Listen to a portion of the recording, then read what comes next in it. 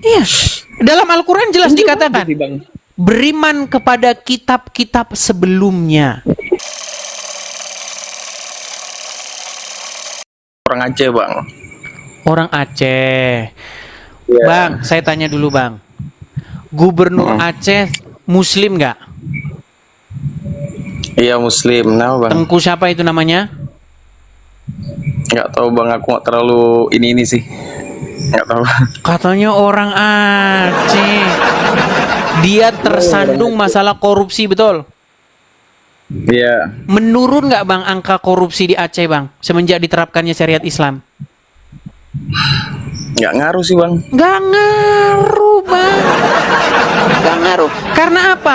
Syariat-syariat Islam itu cuman mengatur hal-hal yang bersifat fisik saja. Contoh, celana jangan pakai jeans, nanti membentuk, membangkitkan aurat. Isinya cuman aurat-aurat aja Bang. Saya perhatikan orang-orang Islam tidak lebih daripada urusan aurat. Oh, saya berhijrah. Hijrah itu artinya pakai hijab. Sudah pakai hijab artinya hijrah. Pakaiannya cuman itu doang, Bang. Makanya apa? Angelina Sondak dia mualaf, tetapi apa? Tetap korupsi. Bukankah Angelina Sondak mualaf? Betul? Iya, Bang. Dan dia korupsi. Betul. Berapa banyak Bang anggota-anggota 212 tersandung masalah korupsi? Gubernur Aceh korupsi, Gubernur Jambi Zumi Zola anggota 212 korupsi. Korupsi. Banyak. Gimana ya? Kalau manusia tuh manusia tuh tetap punya sifat manusia gitu. Agama tadi tuh kalau orang benar-benar mau ngikutin agama tuh gimana ya? Bang, dia harus ada keinginan dari hati dia sendiri, benar-benar dari hati dia sendiri. Tapi yang jadi masalah gini Bang ya, Bang Amanah. Orang Islam itu mereka melakukan ritual agama, termasuk Anda ini, mohon maaf nih, termasuk Anda melakukan ritual-ritual keagamaan itu hanya sekedar ritual-ritual saja. Contoh, cuci muka, kumur, terus begini, begitu. Cuman itu doang. Habis itu begini. Nggak ada nilai rohaninya, itu tidak ada, Bang. Pak, yang perempuan pakai hijab, tanda orang hijrah.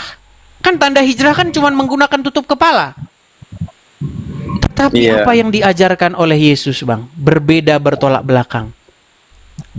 Yesus mengajarkan apa? Hal-hal yang rohaniah. Yesus tidak pernah menekankan hal-hal yang bersifat jasmaniah. Rohaniah seperti apa tuh Bang? Hidup di dalam kekudusan dan kebenaran. Bagaimana kita hidup? Bagaimana kita harus mengekspresikan hidup kita itu dengan hidup kudus dan benar. Bukan dengan begini terus korupsi. Apa kata Tuhan Yesus? Kasihilah sesamamu manusia seperti dirimu sendiri. Jikalau ada orang berbuat jahat kepada kamu, janganlah membalasnya dengan kejahatan. Kalau ada orang menganiaya kamu, doakan orang yang menganiaya kamu. Jadi ibadah yang sejati itu adalah melakukan kehendak-kehendaknya. Bukan begini-begini. Apa gunanya Bang begini terus tapi korupsi itu buat apa? Betul sih Bang. Abang ngomong kalau aku lihat ya benar. Abang ini kok aku bilang secara fakta ya, logika ya. Abang yang benar-benar kejadian gitu yang abang lihat, yang abang ngalamin gitu, mungkin abang lihat sendiri apa gimana gitu kan. Kalau masalah kejahatan tuh enggak, aku bilang netral ya. Semua agama tuh buat kejahatan. Memang dunia ini diciptakan tuh memang ada kejahatannya gitu. Makanya ada yang baik gitu. Nah, kayak gitu lah. Nah, ini konsep. Oke, di dalam agama Islam memang Allah itu menciptakan iblis. Iya. Nah, makanya saya bilang di dalam agama Islam sumber segala kejahatan, kita tahu kan iblis itu kan hal-hal yang jahat, betul nggak? Iya. Nah, Siapa yang menjadikan itu, menciptakan itu? Allah. Makanya sebenarnya Allah adalah, ini mohon maaf nih, sumber segala kejahatan itu sendiri. Karena dia yang menciptakan kejahatan, yang menciptakan iblis. Nah, konsep di dalam Kristen itu tidak seperti itu. Ketika di dalam Kristen, ketika Tuhan menjadikan langit dan bumi dan segala isinya, apa? Dan Tuhan melihat bahwa segala yang telah dijadikannya itu adalah baik. Jadi, kejahatan itu bersumber dari pemberontakan manusia, pemberontakan kepada Tuhan itu sendiri. Di dalam agama Kristen itu dikenal dengan istilah malaikat-malaikat yang memberontak. Nah, malaikat-malaikat yang memberontak ini, mereka menghasut manusia untuk ikut dengan mereka melakukan pemberontakan melawan Tuhan. Jadi dalam agama Kristen tidak ada Tuhan menciptakan iblis, menciptakan setan, tidak. Tetapi Tuhan menciptakan para malaikat. Di antara para malaikat itu ada yang memberontak, membangkang kepada perintah Tuhan. Nah, itulah asal-usul setan. Jadi tidak diciptakan pada mulanya. Tetapi orang diciptakan dalam keadaan baik, tetapi mereka membangkang dan melakukan pemberontakan. Nah, ntar dulu nih Bang. Malaikat baik nih kan, ciptakan nih kan. Tuh. Pada awalnya. Nah, ketika malaikat membangkang, itu kan atas kehendak tuh. Gimana? Iya, kehendak pribadi, kehendak dia, namanya free will. Kehendak bebas. Pribadi. Jadi Tuhan itu tidak pernah menciptakan robot di dalam iman kami. Kalau dalam agama Islam, sebenarnya Tuhan menciptakan robot. Makanya ada istilah qadar, qada dan qadar. Qadarullah. Makanya orang Islam kenal istilah takdir. Karena menurut agama Islam, sebelum diciptakan segala sesuatu, itu sudah disuratkan. Sudah ditakdirkan. Makanya menurut agama Islam, orang itu misalnya mau minum kah, mau tidur kah, itu udah ditakdirkan, udah tertulis begitu dalam suratan takdirnya. Makanya seseorang itu hanya wayang saja. Nah, ini itu konsep Islam ini. Apa, menurut Islam? Menurut agama Islam seperti itu, Bang. Menurut agama Islam memang seperti itu. Saya akan tunjukkan ya. Kadang-kadang memang banyak Bang orang Islam tidak mengerti itu. Nih, saya tunjukkan dalil-dalilnya ya. Tunjukkan ya. Iya. Sebentar.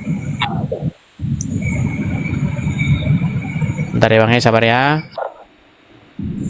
Lanjut Bang. Apakah ada konsep takdir dalam agama Islam? Baik. Perhatikan ya. Ini kita kutipkan seorang penceramah Islam ya, bahwa manusia itu memang punya takdir. Makasih Awi, makasih Awi. Nih. Sebentar ya, saya ambil HP saya yang satunya ya, karena di sini historinya tidak Ini sudah sering kita bahas, Bang. Nah, di dalam Kristen sendiri itu tidak ada istilah seperti itu, tapi dalam Kristen itu konsepnya itu free will atau kehendak bebas. Ya. Kehendak bebas.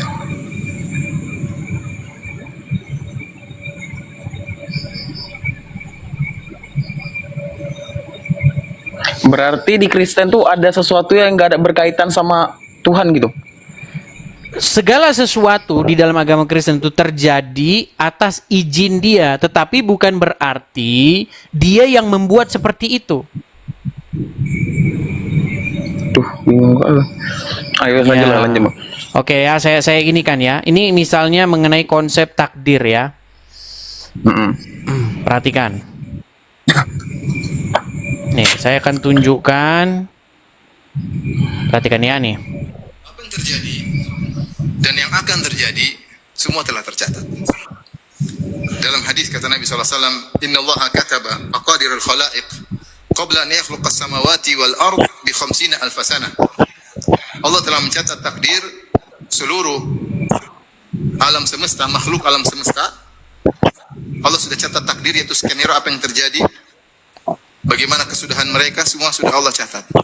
Sebelum Allah menciptakan langit dan bumi dengan masa 50.000 tahun. Jadi 50.000 tahun sebelum Allah ciptakan langit dan bumi, Allah sudah catat apa yang akan terjadi. Catatnya di mana? Di Lauhil Mahfuz. Dalam hadis yang lain, awwalu ma khalaqallah al-qalam qala lahu. Ketika Allah ciptakan pen, pena, Allah berkata kepada pena, "Uktub, tulislah." Pena berkata, "Madza aktub?" Apa yang aku tulis ya Rabb? Kata Allah, "Uktub maqadir kulli syai' ila qiyamis sa'ah." Tulislah takdir segala sesuatu yang akan terjadi sampai hari kiamat. Jadi Ini kalau siapa orang ngobrol, Bang? Jadi kalau orang Islam minum, misalnya ada orang Islam ambil gelas, minum. Ya karena memang udah tuh kayak gitu. Udah ditulis kayak begitu yang terjadi kepada dia. Makanya saya bilang begini. Ketika orang Islam mencuri, itu memang sudah ditakdirkan oleh Allah mencuri. Makanya saya bilang, maka kalau memang demikian, maka mustahil orang tersebut dituntut karena dia mencuri.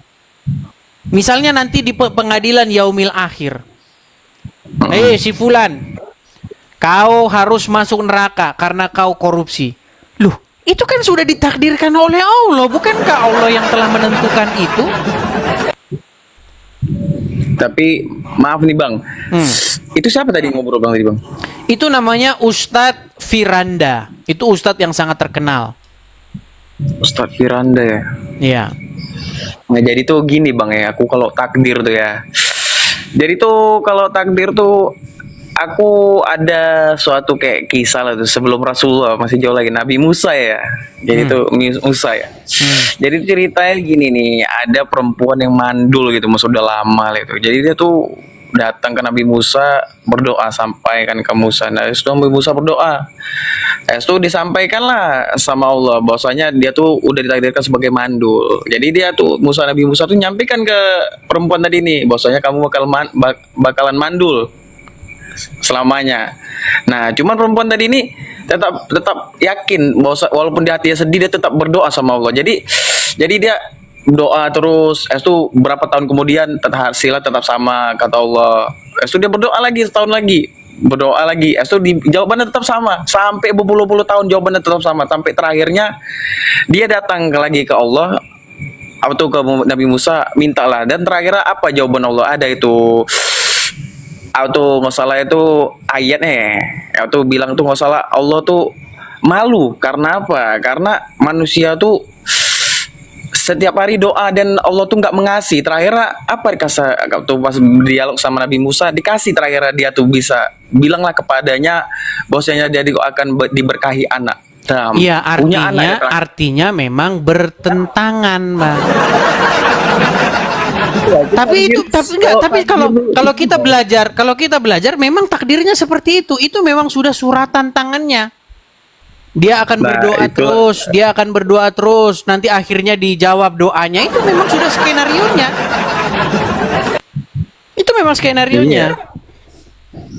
Makanya Bang, konsep-konsep di dalam agama Islam itu memang akhirnya memang membingungkan umat itu sendiri. Tapi kembali ke tema awal tadi, Bang. Gini, Bang ya. Saya ini kan belajar agama Islam dan juga Bang, yang masa ribut-ribut Islam nih lah kan. Abang kan pernah cerita, aku udah lama ngikutin Abang dan nonton. Abang tuh nggak yang masalah Rasulullah bikin surat itu sahabatnya ribut, kan nggak? Ya. Ribut kan? Ya. Zaman apa? Zaman Rasulullah ribut kan? Ya. Tahu sendiri Abang kan? Padahal ada Rasulullah kan, tapi ribut kan? Iya. Nah, jadi gimana ya? Tabiat itu turun sampai sekarang kan? Emang udah ada Bang. Makanya aku bilang kan. Kalau misalnya kita benar-benar ngikutin ngikutin agama itu benar-benar harus dari hati itu. Kalau misalnya kita walaupun ada agama, Abang bayangin aja, Abang tahu yang kayak yang ngomong ya, astagfirullahaladzim ya, maksudnya maaf lah nih aku Syiah tau Bang. Kan waktu Rasulullah wafat kan Ali itu nggak peduli sama yang masalah Syiah, masalah ini. Ali itu kan cuman ngurus makam Rasulullah, sibuk deh sama makam Rasulullah, nggak peduli. Tapi orang itunya sendiri kan sampai terakhir perang saudara kan. Itulah yang terjadi dalam sejarah umat Islam, Bang. Karena apa? Iya, Bang. Karena sebagian umat Islam itu kan dia mayoritas Sunni. Sunni itu kan mengikuti Abu Bakar, Umar, kemudian dan seterusnya Utsman, ya kan. Tetapi yang Syiah itu artinya pengikut. Syiah itu artinya pengikut. Mereka itu mengikuti dari pihak keluarga Muhammad. Tetapi yang dari keluarga Muhammad ini memang dari dulu sudah teraniaya. Makanya cucu-cucunya segala macam kan dibantai semua Iya bang, nggak ada oleh lagi kelompok sisa. Muawiyah seperti itu. Nah, cuman orang-orang Sunni ya mereka hanya termakan isu bahwa Syiah sesat. Syiah itu adalah golongan yang sesat. Ya, namanya kaum malas mikir kan. Kaum malas mikir itu karena semua ngomong begitu, oh ya berarti iya, berarti Syiah sesat. Tapi dia tidak tahu apa yang terjadi di balik sejarah itu. Bagaimana Muhammad ketika mau meninggal, Muhammad minta pena dan kertas supaya minta pena umat dan kertas. muslim tidak tersesat sepeninggalnya, betul? Tapi apakah jadi itu dituliskan? Iya, nggak jadi. Nggak jadi. Kesimpulannya berarti umat muslim telah tersesat. Karena Muhammad sendiri loh yang ngomong, bawakanlah kepadaku pena dan kertas. Aku ingin menuliskan sesuatu kepada kalian supaya kalian tidak tersesat sepeninggalku. Aku udah mikir tuh bang, berapa hari aku mikir tuh ya. Ada 3 hari, 4 hari ya. Jadi aku mikir ginian, sesuatu yang nggak dibikin tuh kan artinya sunnah. Habis itu kalau Rasulullah tuh kan ada di surahnya tuh bahwasanya tuh Rasulullah tuh tidak gila kan, tidak gila. Jadi sesuatu yang digagalkan yang sama dia, artinya kan sunnah. Dan gimana ya? Kalau dia dalam keadaan sadar berarti kan dia waras. Nah, gitu kan nggak mungkin auto kalau dia mengigau gitu, maksud mengigau sakit. Dan kalau mengigau sakitnya Umar kan udah benar larang dia karena dia udah ada Al-Qur'an juga kan. Ya sudah dia belum lagi sakit. Habis itu kalau misalnya dia mengigau kan, aduh mau ngomong apa lagi lupa gue. Nah, yang menjadi pertanyaan begitu, Bang. Nah, ketika Muhammad mengatakan supaya kamu tidak tersesat sepeninggalku, berarti perkataan itu benar atau salah?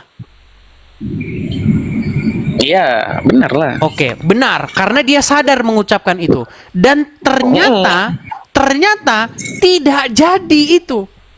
Berarti kesimpulannya menurut Muhammad umat Islam memang sudah sesat. Iya, itu kata Muhammad sendiri. Kalau itu aku lepas tangan bang, nggak tahu. Nah, begitu. Tapi begini bang, banyak orang mengatakan seperti orang Syiah, mereka berasumsi bahwa itu adalah wasiat yang ingin dituliskan perihal siapakah yang menjadi khalifah sepeninggal Muhammad. Itu menurut versi Syiah. Menurut versi Sunni tidak, itu tidak apa-apa, itu Muhammad hanya mengigau saja itu karena dikuasai oleh sakitnya. Tetapi bang, dalam sudut pandang saya, ini dalam sudut pandang saya bang ya. Karena saya juga kan mengkaji agama Islam. Sebenarnya menurut saya bang, sebelum Muhammad mau meninggal itu, dia itu ingin membuat sebuah pengakuan. Yeah. Bahwa selama ini dia itu tidak pernah mendapatkan wahyu. Selama ini dia itu banyak mengada-ngadakan wahyu. Dan kalian harus mengikuti Isa ibnu Maryam yang tertulis di dalam Injil. Iya, di dalam Al-Quran ada itu. Sesungguhnya terdapat petunjuk dan cahaya di dalam Injil. Tetapi Isa ibnu Maryam yang mana yang benar? Ya tentu yang ada dalam Injil. Karena itu yang lebih dulu. Dan Al-Quran mengkonfirmasi di dalamnya terdapat petunjuk dan cahaya. Menurut saya itu yang hendak dituliskan oleh Muhammad. Nah, karena Muhammad gagal menuliskan itu, makanya umat muslim hidup di dalam kesesatan yang nyata. Iya. Tapi ya itu mungkin butuh proses ya Bang ya, butuh proses. Karena apa? Karena mungkin namanya orang sudah sejak lahir dikatakan Islam itu benar, Rasulullah itu mengajarkan begini, itu udah mendarah daging dan itu tidak gampang Bang. Mencabut akar yang sudah berakar itu tidak gampang. Ya betul. Misalnya gini bang ya, bayangin aja ya, kita datang nih kan, kita datang bawa sesuatu agama gitu, yang dimana sebuah tempat tuh udah mendarah daging mentok gitu kan. Kita datang nih, berarti kan kita sendirian datang, habis itu mau datang di tempat orang rame, bisa dibilang kan kita sendiri yang mereng gitu, menyimpang kita. Betul. Kan orang Kita disangka aneh melawan arus. Iya. Allah harus Tapi gila. percayalah begini, kebenaran itu tidak akan mungkin bisa dikalahkan sekalipun oleh arus sungai, gitu. Karena kebenaran itu akan tetap berdiri, kekalahan itu pasti akhirnya akan kalah, kesalahan itu pasti akhirnya akan kalah oleh kebenaran. Saya kasih satu contoh aja bang ya. Ini Iya. perumpamaan sederhana. Kemarin kita sudah pernah bahas isu ini. Mm-mm. Kalau Anda sebagai orang tua, yang mana yang Anda katakan atau Anda perintahkan kepada anak-anak Anda? Yang A atau B? A begini, anak-anakku, jangan kalian mencuri, supaya kalian nanti tidak menyesal. Atau yang B, anak-anakku, mencurilah kalian supaya kalian nanti menyesal. Mana kira-kira yang Anda katakan kepada anak-anak Anda? Ya Allah bang. Betul. Semua orang waras, bang. Semua orang tua di dunia ini pasti mengatakan yang A. Nak, jangan mencuri. Supaya apa? Supaya kamu nanti tidak menyesali perbuatan akibat daripada perbuatanmu itu. Supaya kamu tidak dipenjara. Nanti kamu dipenjara baru tahu rasanya dan kamu nyesal kan akhirnya. Nah, tetapi bang, Allah di dalam ajaran agama Islam itu malah mengajarkan yang B. Gimana tuh bang? Kok bisa gini? Nah, ini satu hal yang harusnya Anda sudah menjadi langkah Anda untuk meninggalkan agama Islam, Bang. Nih, apa dikatakan di dalam hadis pengajaran Muhammad? Makanya Muhammad itu sebenarnya ingin mengoreksi ajarannya sendiri sebelum dia meninggal, nih ya.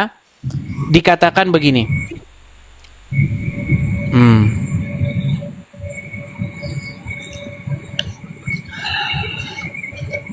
Ini sangat dalam ya Bang ya. Semoga Anda memahami apa yang saya maksudkan. Siap bang, siap. Kalau diumpamakan sebagai orang tua, maka Allah itu ibaratkan mencurilah nak supaya kau menyesal dan supaya ku ampuni. Ini tabiatnya Allah. Perhatikan. Dikatakan begini, ya. Perhatikan apa katanya? Dikatakan di dalam Sahih. Nah, nih, bentar ya, sabar ya bang ya, bentar, sabar.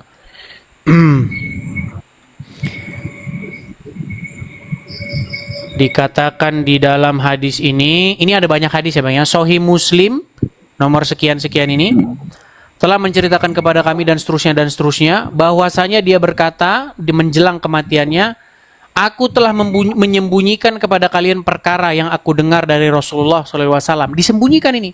Nih, seandainya kamu sekalian tidak mempunyai dosa sedikit, niscaya Allah akan menciptakan satu kaum yang melakukan dosa untuk memberikan ampunan kepada mereka. Bayangin bang, ini adalah semacam sebuah rangsangan orang-orang untuk berbuat dosa. Karena kalau orang nggak bikin dosa, nanti Allah bingung siapa yang mau saya ampuni nih. Ini kan intriknya ini. Kayak ini bang, kayak apa tuh kayak ini Palestina bang. Jadi tuh ada tuh kayak cerita UAS ya. Jadi dia bilang kayak gini, dia nanya sama ustadz dia, guru dia lah gitu.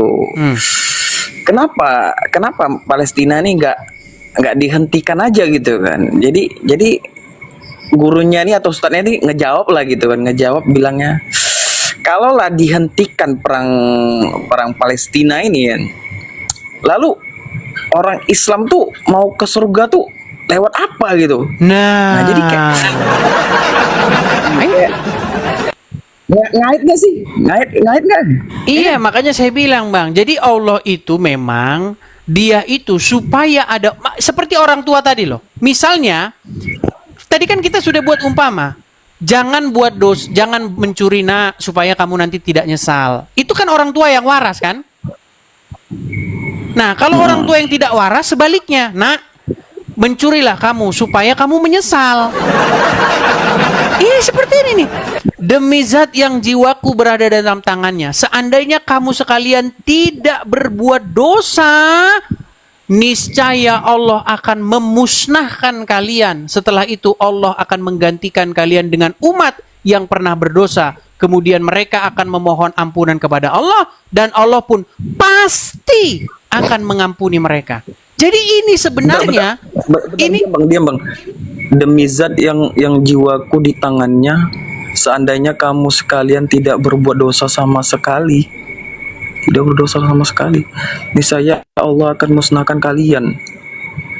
Setelah itu Allah akan mengganti kalian dengan umat yang pernah berdosa.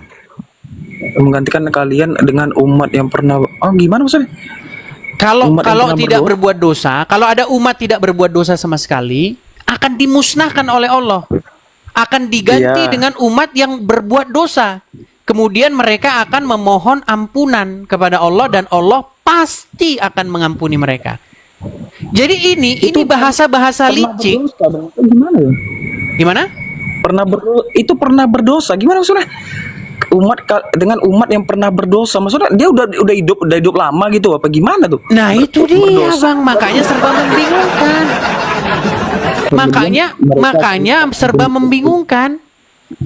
Jadi ibarat kata gini bang, ini adalah intrik atau ini adalah sebuah rangsangan supaya orang tuh bikin dosa. Karena kalau nggak bikin dosa malah dimusnahkan. Allah nggak senang dimusnahkan sama Allah. Dimusnahin itu kan tanda bahwa barang itu cacat, betul nggak?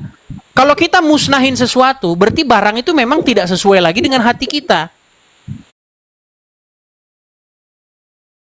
Kita bakar, kita musnahkan. Nah, Allah tidak suka dengan umat manusia yang sempurna, hidup kudus, tidak bercacat celah. Nggak suka dia, malah dimusnahin. Allah senangnya sama umat yang berbuat dosa, kemudian umat itu mohon ampun, dan Allah pasti mengampuni. Nah, ini. Makanya saya bilang bang, ini tiada lain adalah malaikat jahat atau iblis yang menyamar menjadi malaikat terang. Makanya dalam agama Kristen, nih saya berikan ya. Di dalam agama Kristen bang, malaikat-malaikat itu, pembangkang pemberontak tadi, mereka itu dicampakkan ke gua-gua yang gelap. Nah, Muhammad menerima wahyu di gua yang gelap itu. Di gua Hira dia menerima wahyu. Makanya ajarannya 11-12. Loh, Muhammad membolehkan boleh berdusta. Kita tahu dusta itu datangnya dari iblis. Betul? Iya. Iya. Muhammad mengajarkan kalau kamu nggak bikin dosa sama sekali, dimusnahin kamu sama Allah. Akan diganti dengan kaum yang berbuat dosa, dan Allah akan mengampuni dosa mereka. Itu sama seperti orang tua. Sama seperti orang tua bilang begini, "Nak, jangan maling ya, supaya kamu nanti menyesal." Oh, salah, itu orang tua yang salah. Menurut Allah, orang tua itu harus begini, "Nak, kalau kau nggak maling sama sekali, ku gebukin kau. Kau harus maling. Supaya apa, nak? Supaya nanti kau menyesal dan mohon ampun sama bapak." Makanya saya bilang, sedeng bang, sedeng. Makanya gimana? Makanya saya bilang bang, saya ingin memberitakan tentang Tuhan Yesus. Mari kita datang kepada Tuhan Yesus, sang kebenaran dan hidup itu. Dia akan, apa kata Tuhan Yesus? Marilah datang kepadaku. Yang haus, marilah datang kepadaku, supaya ku berikan air minum, supaya orang tersebut tidak haus lagi sampai selama-lamanya. Itu bukan bicara mengenai air, betulan. Yang tadi bang, yang sama yang tadi, yang hadis tadi. Aku mikir berarti yang orang-orang makan, pantesan aku kayak ada aneh. Orang-orang baik itu pasti cepat meninggal. Bukan masalah itu, maksudnya begini bang. Apa yang diajarkan oleh Tuhan Yesus, itulah ajaran yang benar dan sejati. Makanya dia itu adalah terang dunia. Nah, saya ingin membawa Injil yang di dalam Al-Quran sendiri dikatakan, di dalamnya terdapat petunjuk dan cahaya. Itu yang ingin saya buat menjadi familiar di tengah-tengah umat muslim. Supaya umat muslim itu di rumahnya terdapat Injil.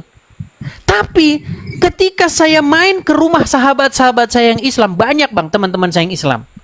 Ketika saya main ke rumahnya, tidak saya dapati Injil di situ. Yang saya dapati kitab fikih, kitab bagaimana bersetubuh, kitab bagaimana menjalani malam Jumat. Itu kitab-kitab seperti itu yang saya dapati, Bang. Injil ya. Iya. Dalam Al-Quran jelas Injil dikatakan, bagus sih, Bang. beriman kepada kitab-kitab sebelumnya, yaitu Injil dan Taurat, karena di dalamnya terdapat petunjuk dan cahaya. Tuh, Injil Nah, bagus, Bang. saya rasa ketika Muhammad hendak meninggal dulu, dia sebenarnya ingin menuliskan wasiat itu. Tetapi kan dihalangi oleh Umar bin Khattab. Dan mereka bertengkar, ribut mereka di situ, ribut hebat. Dan Muhammad sampai mengusir mereka itu dalam narasi itu. Pergi kalian semua dari sini, katanya. Bayangkan, di dalam Al-Quran, Bang, dikatakan, janganlah engkau meninggikan suara di hadapan Rasul. Meninggikan suaranya nggak boleh. Apalagi mereka bertengkar di hadapan orang sakit. Nah, kata Muhammad, aku ingin menuliskan kepada kalian sebuah wasiat yang sekalian tidak akan tersesat sepeninggalnya. Tetapi tidak jadi surat wasiat itu dituliskan. Maka kesimpulannya, menurut Muhammad, kalian sudah berada dalam kesesatan. Begitu. Walaupun ya, semua kan prediksi. Orang Syiah bilang, oh itu wasiatnya berisi tentang siapa yang akan menjadi khalifah sepeninggal Muhammad. Ya kan? Orang Tapi ya, Muslim. Bang, tapi Bang, Hmm. jujur aku, Bang, ya, aku sebagai Muslim ya. Bang, tapi banyak yang meragukan Anda sebagai Muslim loh. Coba bacakan surat dalam Al-Quran, Bang. Bacakan satu surat. Al-Kahfi 1-5 yang gue Silakan. Ya, kul wallahu ahad aja lah yang pendek. Silakan. Kul wallahu ahad, Allahu samad, lam yalid walam yulad walam yakul lahu kufuwan ahad. Nah, Muslim ya teman-temannya. Atau satu surat lagi, Bang, biar mereka yakin. Auto insyirah ya. Silakan. Alam nasrah laka sadrak wa wada'na anka wizrak allazi anka dazahrak Sah, warfa'na sah, laka Sah, Muslim dah, Muslim. Ya, intinya gitulah, Bang. Dari pembicaraan saya ini, kita tidak mau langsung menuangkan air itu langsung lebih daripada kapasitasnya. Nanti Iya, tumpah, Bang, betul. percuma. Betul tuh. Artinya maksudnya begini, ini pembicaraan kita, awal pembicaraan kita yang baik. Suatu saat mungkin nanti Abang merenung dan nanti akan mengambil kesimpulan yang mana jalan yang lurus, seperti itu. Oke ya, saya rasa Tapi gitu saja Bang, ya. jujur. Bentar Bang, Silakan. jujur aku, Silakan, Bang. silakan. Aku ya yang sebagai Islam tuh, maksudnya Abang tahu banget itu, tahu banyak tentang Islam. Kok bisa lebih tahu dari Namanya kamu? ahlinya, pakarnya. Iyalah. Bisa tahu lebih banyak Tapi gimana gini, Bang. ceritanya? Nama Abang kan Amanah. Amanah itu artinya Bukan, Bang. orang. Bukan, nama akun ini loh. Nama akunnya kan Amanah. Ya kan? Wah, Amanah maksud itu amanah, artinya orang yang terpercaya. Artinya orang yang bisa dipegang gitu loh. Iya. Nah. Amin. Nah, Muhammad itu digelari sebagai Al-Amin. Orang yang jujur terpercaya. Tapi di detik Iya. yang sama, Muhammad mengajarkan boleh berdusta. Bagaimana kita percaya itu, Bang? Iya. Makanya Bang, semakin didalami semakin ya itu tadi saya bilang. Tapi ya mungkin sekarang mungkin belum lah, tapi nanti seiring berjalannya waktu. Oke, saya rasa gitu aja, Bang ya. Iya Bang, siap. Oke, Lanjut, makasih lanjut. Bang Amanah, saya turunkan ya. Siap Bang. Siap.